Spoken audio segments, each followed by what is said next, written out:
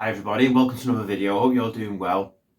Today I'm going to talk a little bit about something which I've not done a video on before, and that is photography.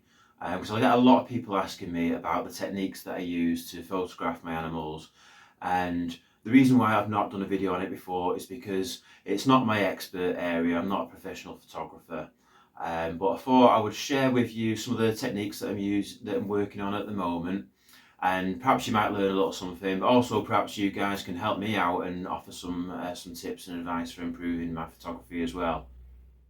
As much as I like natural images of animals, I've also really been quite taken with these studio style images, which Michael Farbach has taken, and these are in the book The Genus Triterus, which I would highly recommend. My copy is very tatty because it's been read a lot. I spoke to Michael and he was kind enough to give me some advice on the technique that he uses, and he recommended these hard PVC boards, which he uses to take these studio style photos. So I ordered some online. This is what I got. I think they came in a pack of 5.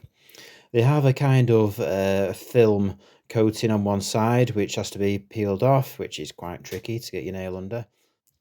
And I then scored the back of the board with a craft knife and a ruler in a straight line so that I could bend it.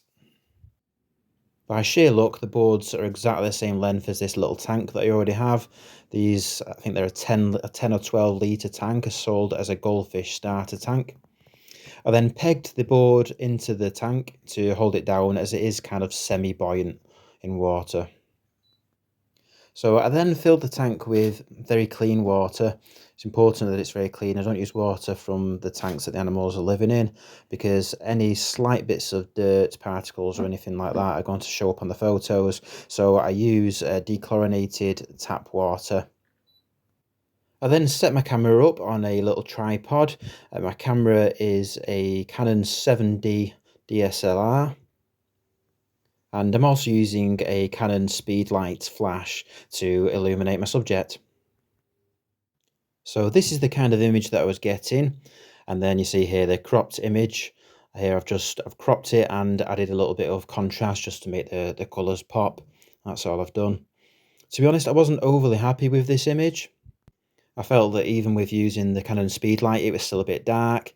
Also, the shadows cast on the back of the board from the Speedlight were a bit strong as well.